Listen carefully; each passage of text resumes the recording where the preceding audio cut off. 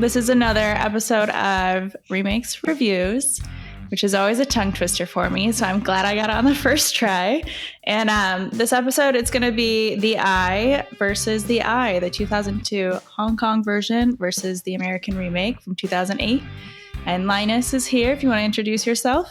Hey, I'm Linus Ignatius. I'm an actor and a director, all-around filmmaker. And the best part about this is I used to live in Hong Kong. So The Eye is like super, the original is like very near and dear to my heart because I know a lot of those locations.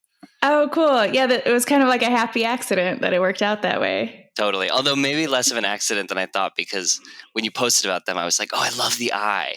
Right, and right. I probably wouldn't have loved it as much if it wasn't so personal.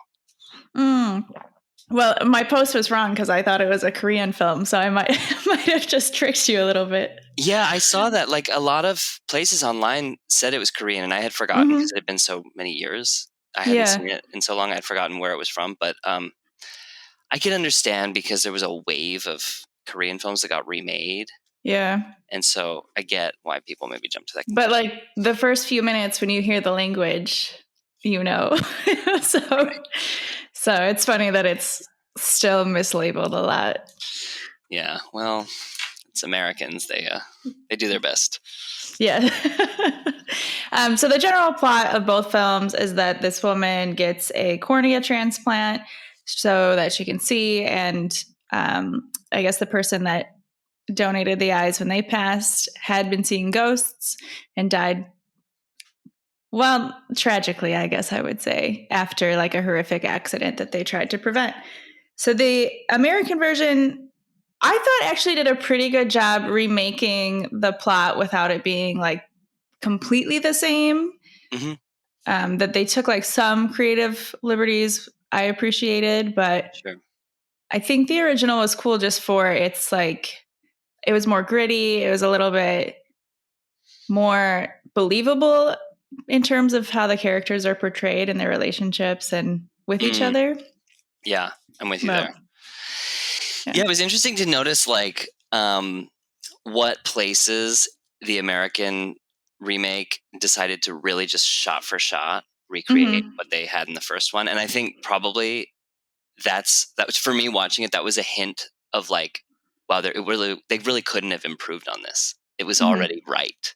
And that was true for most of the, like at least, so the first ghost appearance in the hospital hallway, almost shot for shot identical. And then the ghost in the elevator, shot for shot.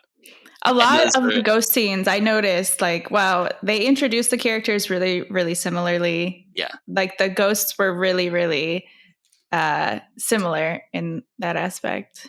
And they were also like pretty scary sequences in the original. Yes. So I could see why they were like, okay, this is good as is. Mm-hmm. Yeah, let's keep that tension. Totally. Which they definitely did. It was, so we mentioned briefly, like before we started recording, that I thought the original was more creepy throughout because of the shaky cam. It's kind of like, I'm forgetting the name of that cult classic that people thought was real because it was shot on like camcorders in the woods. Oh, Blair Witch. Yeah, it kind of gave me like that kind of feel. Yeah.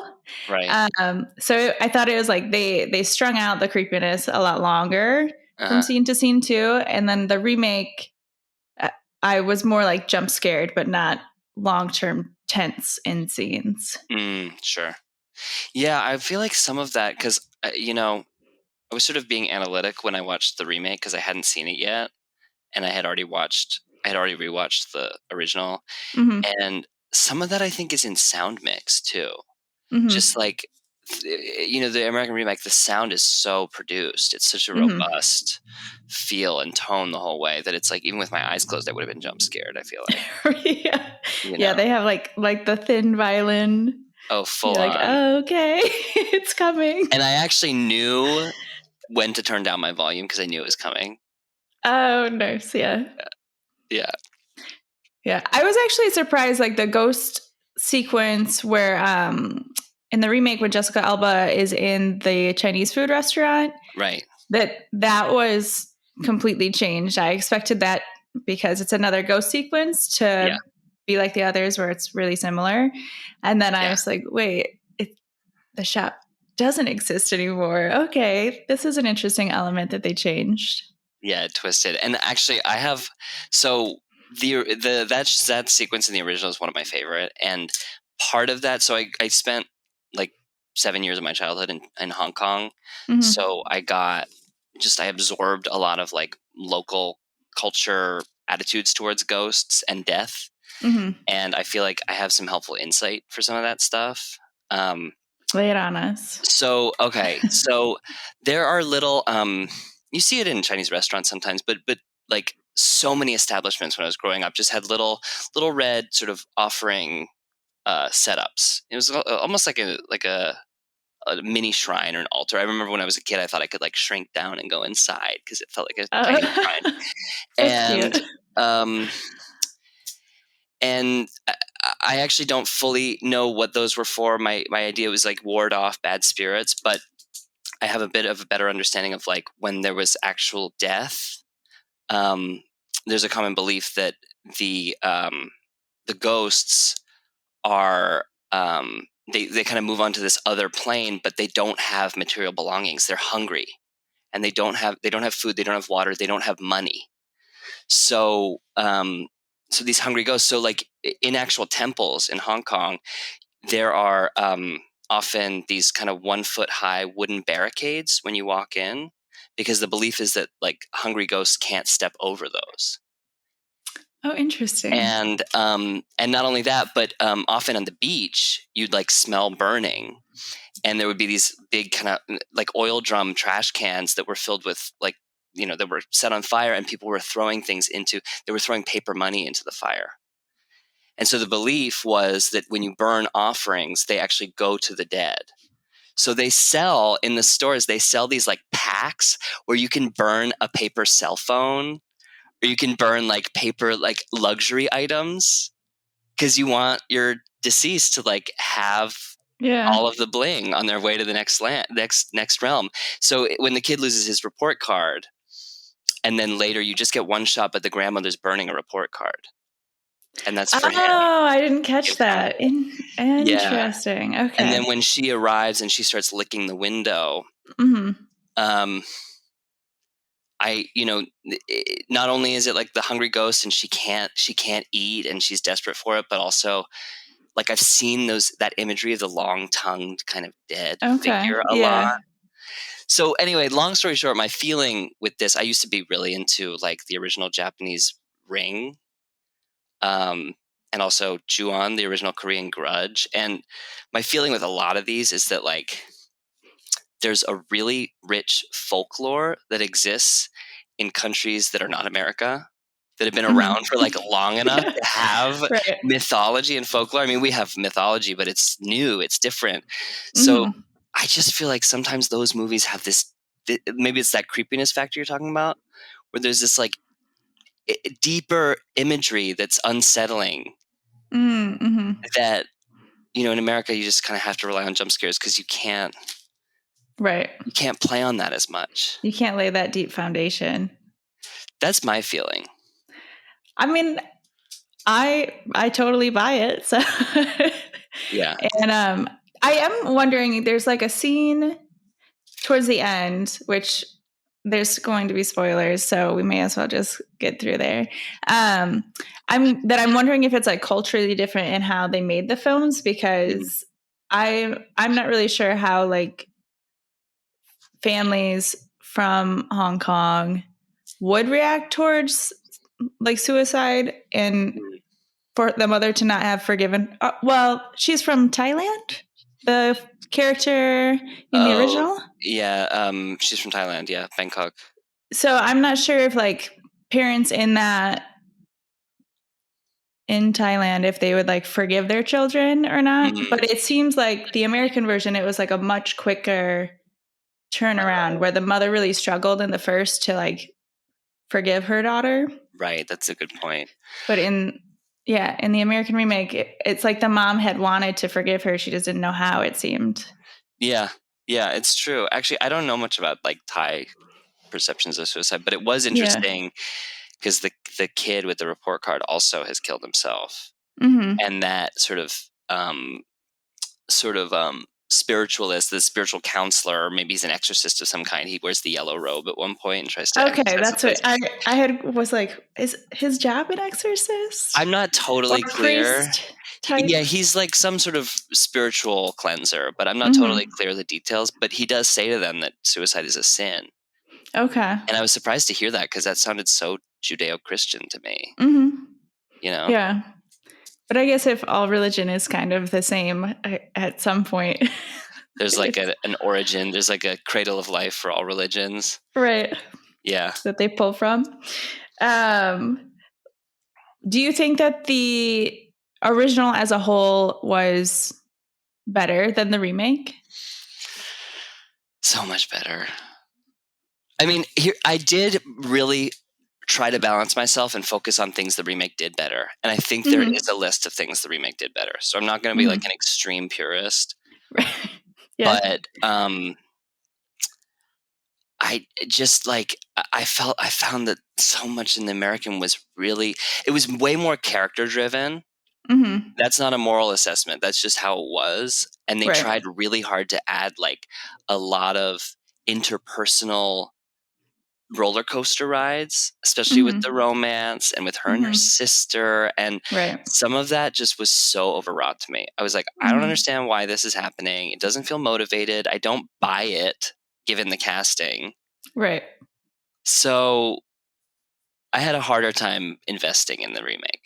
And a really important thing, and then I'll leave it at that, is the setting of dingy Hong Kong apartment buildings is already so much more powerful than the setting of like a glassy LA, like chic, new. I didn't have a creep factor in the whole setting for me. Yeah, I thought that was a really interesting choice because like the original, she's living with her mother and her sister in like this tight family unit. So you understand that they might struggle, or at least they all have to work to pay the rent. And then to have the American one, like she lives alone and is successful. You're like, okay. Yeah, and now more Hong Kong stuff. So like very common for families to live together, no matter what is going on economically. That's true in Chinese families in Hong Kong and everything. But also Hong Kong, there is a space crisis. There is no space. So those two things totally combine and like. Got it. Yeah. Interesting. But I mean, still, I think if she had lived with her sister in the remake, it would have been a little bit more maybe intimate feeling and not like, oh, I'm flying in from wherever I live to make sure you're okay because you're acting weird. Right. It's not a close-up experience of your sister seemingly losing her mind. Right. Yeah. And to be fair, I mean, the original was a little bit exposition heavy and a little bit like, I'm the superstitious grandma and like, I'm the doctor who doesn't believe, like it was a little bit like people being their archetypes. And I think the American version tried to remedy that by being like, no, these are feelings and these are people with depth and, but like, I didn't personally mind the archetype thing. I just noticed it. I was like, okay, this is a little bit like stiff, maybe. Yeah, there's points where I was like, I like Jessica Alba typically, but sometimes it felt forced in the performances.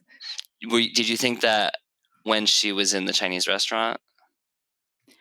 Or when it really came out for me when she is like in her apartment and like smashing all the lights. Okay. And it's like, it just seemed like, I understand why you would do that, but can you not also like turn off the light and live in darkness that way? It just seemed, I mean, that's not her character choice. I'm sure it's like a director, scriptwriter, probably production company thing, but many panes of glass or mirror were smashed in the American remake. That is for sure. Yeah. And I think there was just maybe one in the first. Yeah. And which I don't even recall because it wasn't that big of a deal. Right. Yeah, it felt a little bit like reusing the same thing. Right. I was like, she smashed the mirror, but she already had her arm all messed up from the first smash. I'm like, you're going to double gauze that now? Just keep going. Yeah, that seemed a little excessive. The one thing I did really like about the remake was the cinematography. I thought that was more visually engaging for me. Sure. But the thing I liked about the original, was that they, especially in the first half, when they came between like blurry and would like focus on different details, I thought that was a really neat. And it makes sense for someone who's been blind, who's learning to see. I think it was cool the way that they played with the focus. Yeah. Yeah, you can definitely feel, or at least my feeling was like, okay, they didn't have a lot of money to make this first one. Yeah, for sure. You know. But they did a good job with what they had. I mean, I thought so. I mean, it's like 2002, so I think some things that were like really cool and freaky at the time like didn't age so well. Especially like when the frames kind of start getting dropped and you're like getting like a weird jitter slow-mo jumpy thing. I'm just like, okay, can we get the frame rate back up? What's going on here? Yeah. Yes. It'll come back. Oh, I just had a thought that is escaping me. Oh, it was really neat. And I briefly looked up, I was calling them the Grim Reapers. And then when I looked it up, Google was telling me, I don't know how accurate what I read was that I guess is it Taoist? There are two like Afterlife, one's black, one's white. And I was like, oh, okay, I want to look more into this because it's interesting that these people are being corralled by like a dark, shadowy figure. Totally. And I was surprised the remake didn't really change that design at all, because I think technology came, a little ways in 6 years to not have this like particle ghost, right, Grim Reaper character.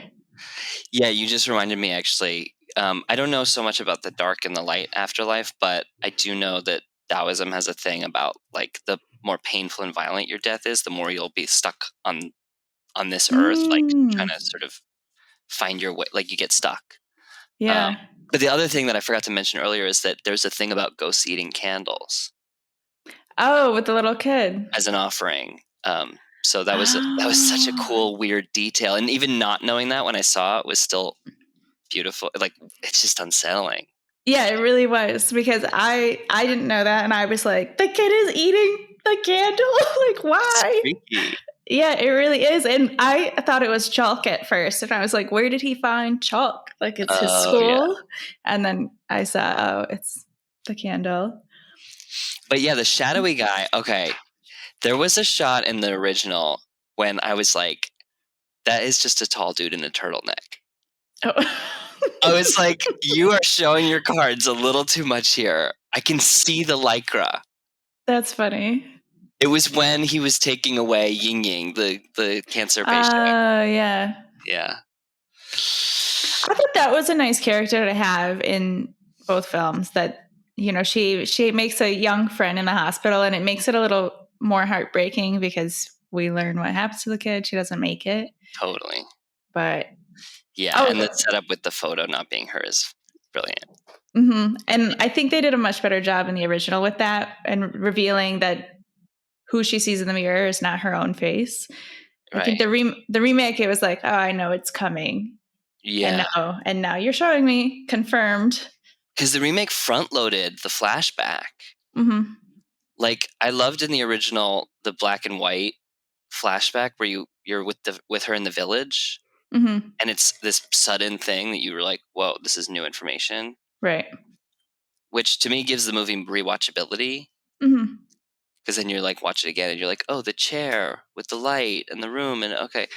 Yeah, getting it front loaded, it followed a more traditional horror structure though, which is like you wanna meet the horror elements right at the top and then cut to black and be like, ooh, what's coming? Dangerous world. What's gonna happen? And then you go to the main character being like, I'm blind, but I'm happy. Right. I did like that. I'm sure it's also like a budget thing, that the remake had like what looked like really bloodshot eyes in the beginning, where the original, totally. She just looked like completely fine, as if she never underwent a surgery.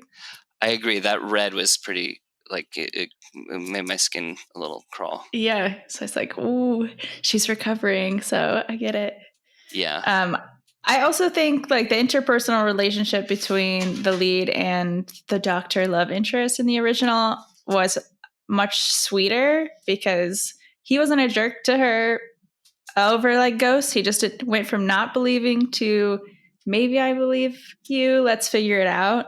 But the remake, it was like, I'm going to be a jerk because I don't believe in ghosts or whatever. And then now I'm suddenly going on the trip with you to Mexico, even though there's been no indication that I now believe you.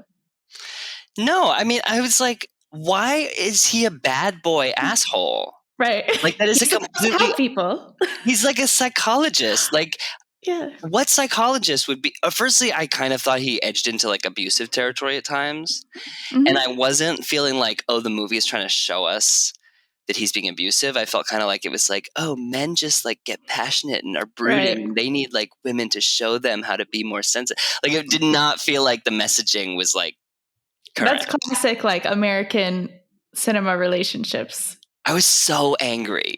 Yeah.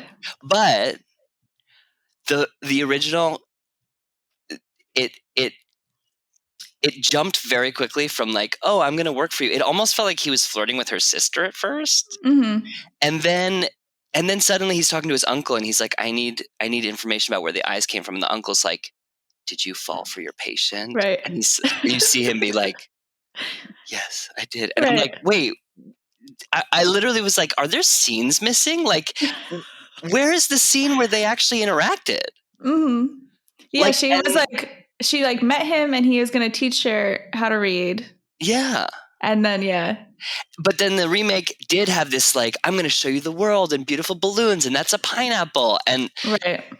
I think that helped. Storytelling-wise, that was like, remake did better, I thought.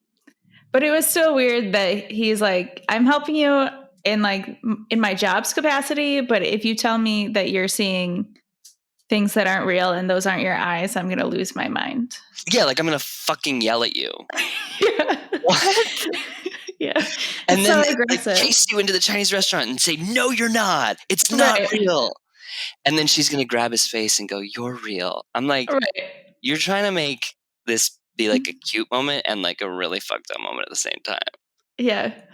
And it ended up being kind of neither in a way. I just didn't get it. Yeah. And I didn't get why she would then turn to him for help when she was in a bind.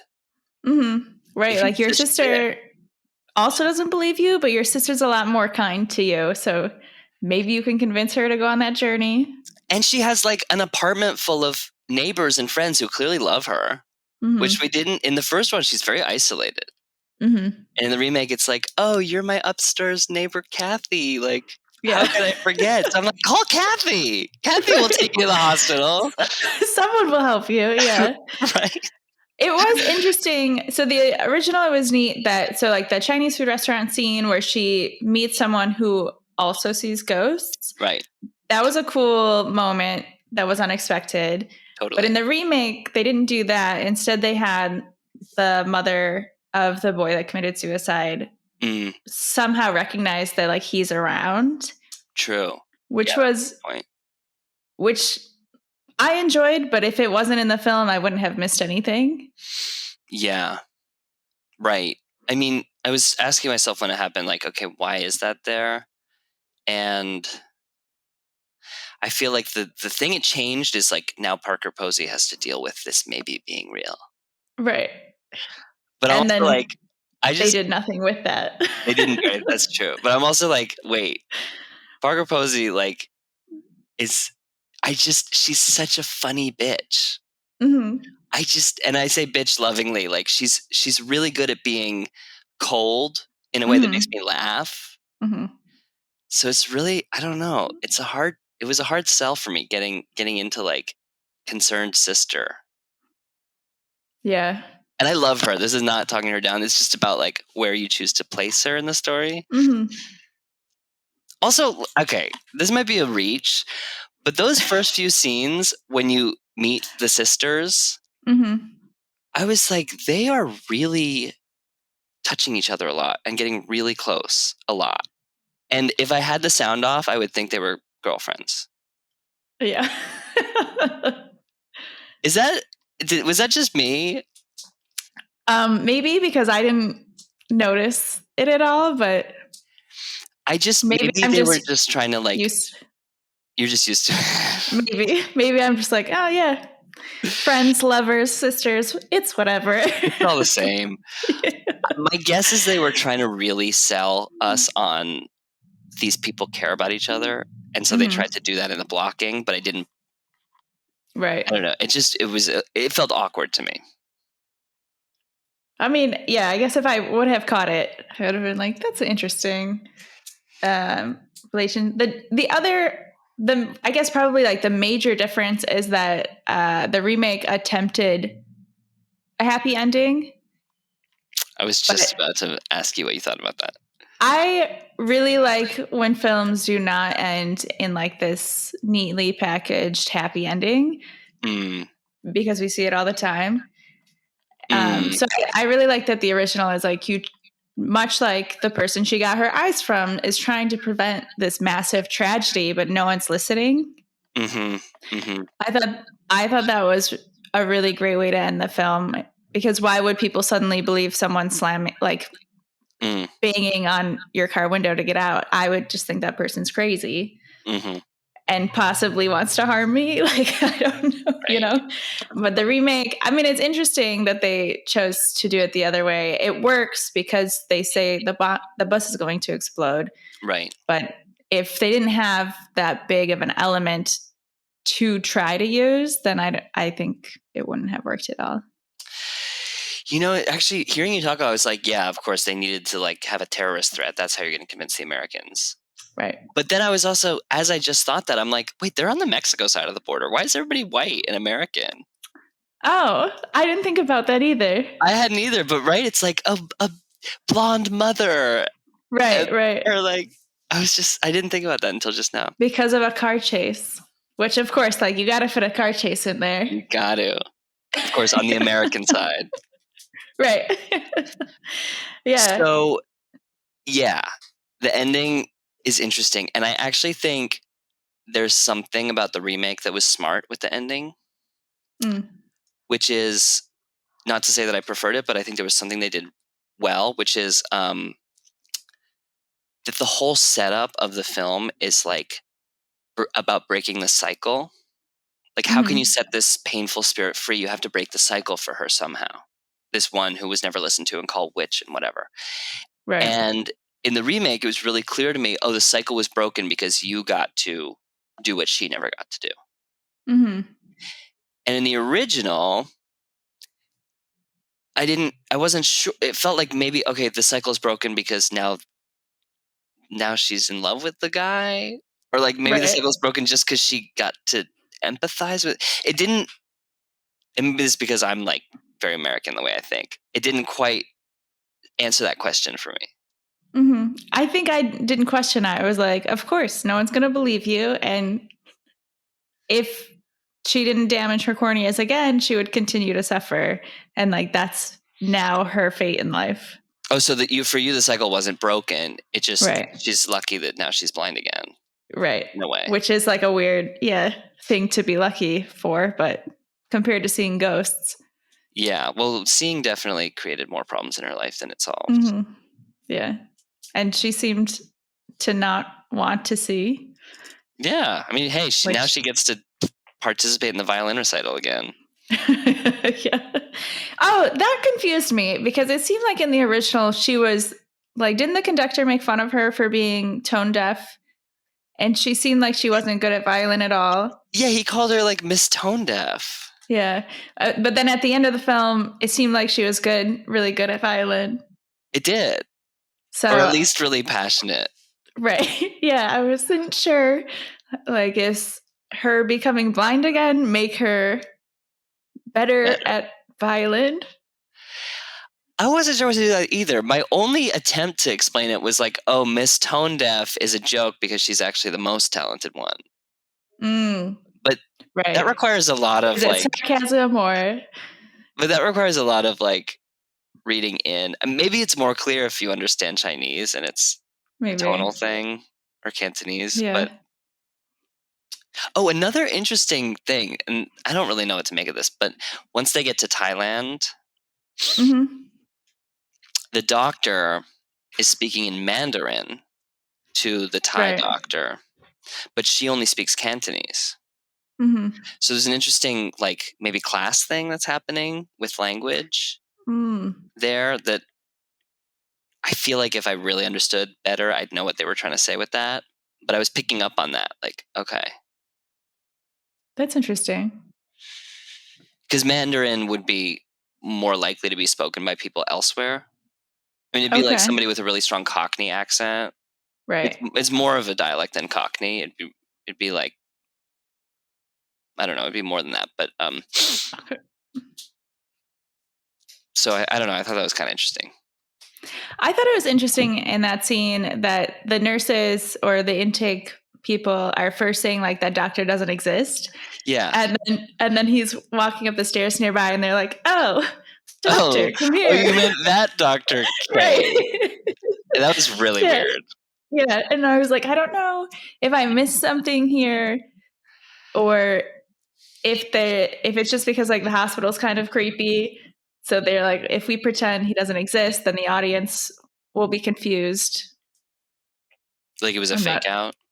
I'm not certain. Or is it a bad translation? I don't know what it could be. I don't know either. Funny that Thailand... Yeah, I mean, I'm going to bad translation in that like he's not in right now type of thing versus he doesn't work here or exist. Right. Or exist. Oh no. Yeah, funny how Thailand to Hong Kong is Mexico to America, according to this logic.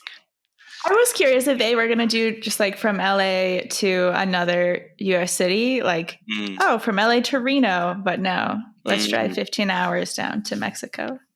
Right. Well, they needed something they needed to get the village in there. Yeah. I'm like, where's the nearest village? The village aspects, right. Can't just go to the suburbs. Yeah, exactly. Yeah. Go ahead. Well, speaking of which, the mother seeing that she has her daughter's eyes, total stretch for me. And the remake? And then she suddenly dies. Right.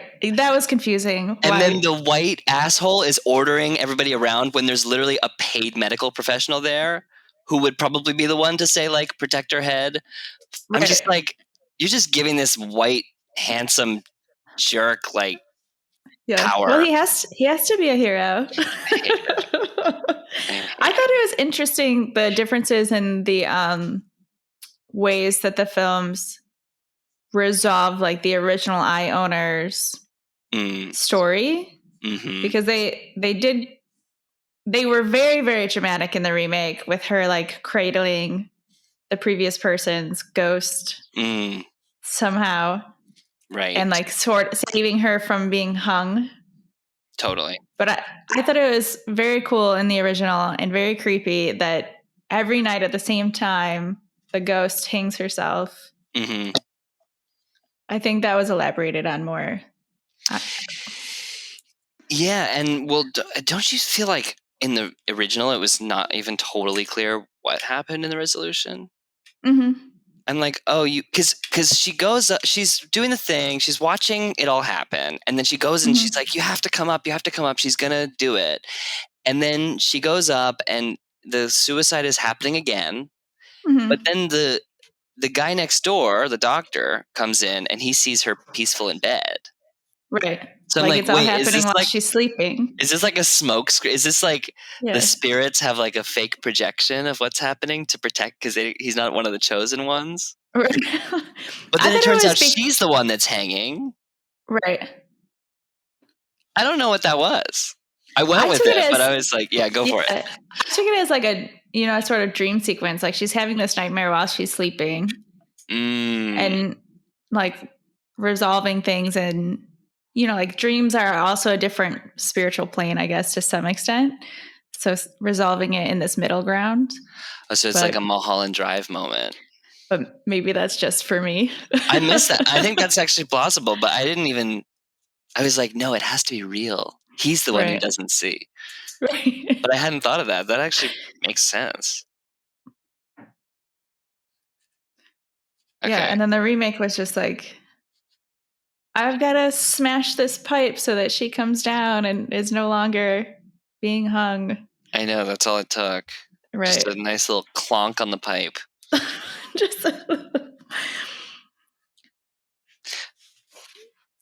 You know, it was creepy in the remake, though, when she's trying to talk with the former Eyes owners, which feels like a weird way to describe the original eye holder.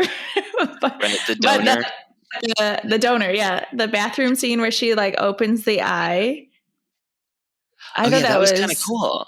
Yeah, it was. But I was also like, what is she going to do? Is she going to try to take out the eyeball? So it was like a nice spooky bit. Yeah, same. That they added. Yeah, that was one of the things I starred as, like, the remake did well. Mm-hmm. For me too. Yeah, overall, I think like they are both good films, but I can see why the American remake did some of the changes that they did based on how Americans typically watch and enjoy movies. Mm-hmm. Yeah, I mean, they know their audience for sure. Mm-hmm. I feel like the Eye original will continue to be a cult classic, and nobody will have seen the Eye remake in 10 years. Right. Yeah. That sounds right. Right, like it probably played well in theaters. People were scared. Right. They talked about it a lot at the time. They were like, "Oh, it's so Jessica Alba's so good." I mean, it was a little bit like. I also was noticing how the original was very Sixth Sense. Mm-hmm. So much so that I had to look up when Sixth Sense came out because it was first Sixth Sense, and I wondered. Oh, really? Yeah, it was 99, I think. Gosh, I didn't realize that movie came out so long ago. I know, weird, right? So, but that made me curious, like if the American remake intentionally changed some of the rules of how her eye worked. So not to seem as if it's the Sixth Sense.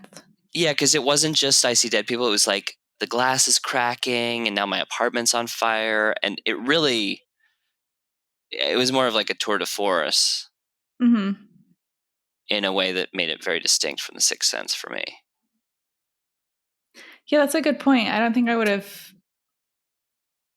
if they had done it like the original, I'm not sure if I would have put it together, except that it's closer in time frame, like if I watched it in 2008 when it came out. Right. But now that there's, 20 years since Signs? Since Sixth Sense? Sixth Sense. I'm thinking I'm like, M. Night Shyamalan. 22 years. Can you believe it? It's crazy. It's a long time. And same with like the arm burn. Mm-hmm. That was like a different rule. Like the rules of the world were different in the remake in a way that honestly, the arm burn kind of reminded me of like, isn't that in The Ring, the American Ring remake? Doesn't she get her arm burned by Samara in The Dream or whatever? I saw The Ring so long ago and it scared the crap out of me that I've blocked it out of my memory. Right. I was like, this is scary. So I can't confirm or deny. But it was interesting that like she's having this nightmare about the burn and the ghost in the nightmare can interact with her. Like he can grab her, where all the other like ghost sequences, both in the original and the remake, it's like if they reach out or walk through, there's no other interaction. There's no grabbing anybody. Totally. It was all just like passing through each other. Okay, I have a couple of funny things I want to mention before we wrap up. Sure. This is like plot holes for me. Okay. Well, firstly, she was like maybe an alcoholic at first in the remake. There was this whole thing about her drinking, and they chose to show us that as a coping thing. Wasn't sure if that was a coping thing or is that like a pre-surgery ritual that we don't know anything about. It felt like that was something that they could have done something with, and I didn't get it. I mean, maybe they just cut all the other scenes that would have made it make sense. Right. Okay. Secondly, in the restaurant, she's meeting with her maestro or whatever, right? Mm-hmm. And she's like getting distracted while he's telling her like, oh, in Prague we did this or whatever. Right, yeah. And she sees a ghost. Mm-hmm. And the ghost looked like a freaking goth beat poet. The one That who was like lunges at her? the worst. Yeah, that was like the worst ghost makeup job I have ever seen in my life. I did really like the scene though, and just like how she smashes into the table behind her and causes chaos. Oh my god, everybody was so pissed at her. I did like that, but it also is like, okay, it's a little much. I was okay with the scene. I just could not believe that makeup job. Yeah. I'm just like, you look like a beat poet zombie Halloween costume. It was also weird in that scene that the maestro's reaction is also very aggressive. Like everyone, when she's having something very traumatic happen, is like, get yourself together. Yeah, hysterical woman. Oh my god. Okay, and then the last plot hole I just want to point out is the burned down Chinese restaurant. Mm-hmm. There was a fire 5 weeks ago, and it's still smoldering, and the entrance is still open for anybody to wander into. Just waltz right in, and it's just crispy, like it's all just like overcooked black soot. Mm-hmm. I would have believed if it had happened like 2 nights prior. Maybe, yes. And then it would also make more sense with the story because like she sees these Grim Reapers right before something happens. So for her to like go to a place with a recent activity, it would make more sense. Yeah. But yeah. Right. So those are all my funny things. Yes. What do remakes do best except unexplained plot holes? Right. I know. I mean, they just pumped it full of American heart. Mm-hmm. Yep. American heart and abusive boyfriends. Yeah. That's what you need for a classic American film. Yeah. Yeah. I am surprised though. Typically, as like an overall, and I guess part of my wrap up is like usually I struggle to enjoy the American remake of something. Mm-hmm. So I was pleasantly surprised to find that there was still a lot of this that I could get into. Yeah, I mean, structurally, the movies are almost identical. Mm-hmm. Like the beats were like exactly the same. Minute 30. Mm-hmm. You know? Yeah, they're like the exact same runtime, I think. Totally. They're like both 96 minutes? Something like that, yeah. And I will say both, especially the original, but there was a lot. I noticed this time through that there was it was such an outsider story, and it felt very like almost like a precursor to queer coming of age stories. Like it just had this allegory feeling of like the witch woman. She sees something. She's having stones thrown at her. She's other. She's being treated as like something despicable to the village. I felt very like, oh, this is kind of like a queer, like this is like honoring queer identities in a weird way. I mean, anything with witches, kind of, you could see that way. But I love a good outsider story. Mm-hmm. That's good. I might be reaching, but I'm gonna do it. I'm projecting that onto it. I mean, why not? I'd be curious to see like who adapted the screenplay and like who the team is. Any other final thoughts on it? Well, I noticed the remake was directed by 2 people, which I'm always fascinated by. Well, the original was directed by 2 brothers. And the original, okay, got it, yeah. So that's interesting. Oh yeah, and I don't know if it was one of the directors or one of the producers, but their name was so Hong Kong. It was something like Oxide Chan. Oh yeah, one of the directors. Or I might be getting the last name wrong. Yeah, the last name is Ping. Oxide Ping. Okay. It is a thing in Hong Kong. I don't really know why, for people to to name their kids after like interesting sounding American words. I mean, English words, not American. So like you can you'll meet like a Perrier Chan. Interesting. Or like Cookie. I knew a Cookie.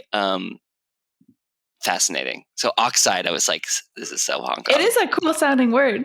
I love it. Makes a cool name. I love it. Yeah. But you were asking for a real closing thought. I guess. I mean, that works too. I was surprised by how American the finale of the original was, to be honest. We're going to end with the big explosions and the drama. I was like, oh, okay. So then, of course, America had to Americanize it even more and they're going to save everybody. Not only is there an explosion, there's a car chase and they rescue everybody. And the hero, yes. Yeah.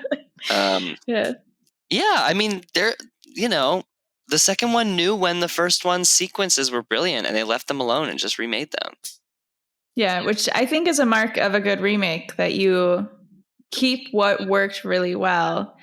And I just watched Nikita, La Femme Nikita and Point of No Return, and that was a really frustrating watch because the American version is basically a shot-for-shot remake the entire time.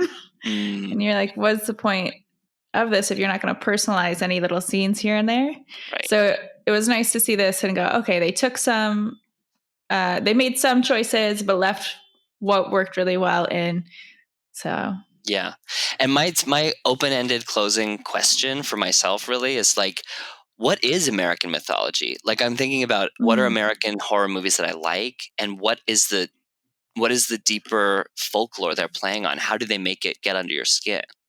I don't know the answer, so I'm gonna pose that. I have one answer. Okay. It's like Salem Witch Trials, because the movie The Witch or The Witches with the goat, that really creeped me out. And I thought that was really well done. But I feel like it's only movies that are kind of like about Salem that are American horror film, like set in America, that really make me feel like, ew. Well, did you see The Lighthouse? So same people who made The Witch. And it's not Salem, it's 1800s whaling culture in America. Okay. So it's built in such a real historical backdrop. When I'm ready to be spooked next, maybe I'll watch that. It's great.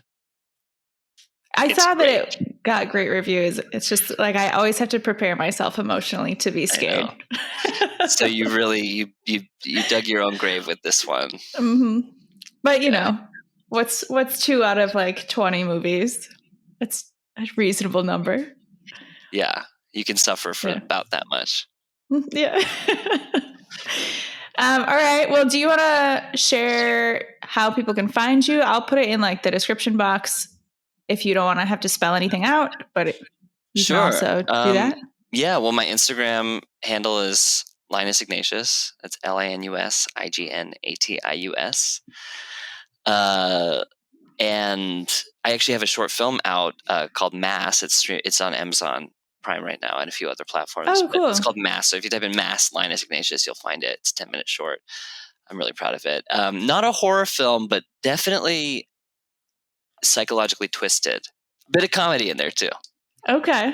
That's always good when there's some lighthearted moments to trick you into thinking you can relax. Yeah.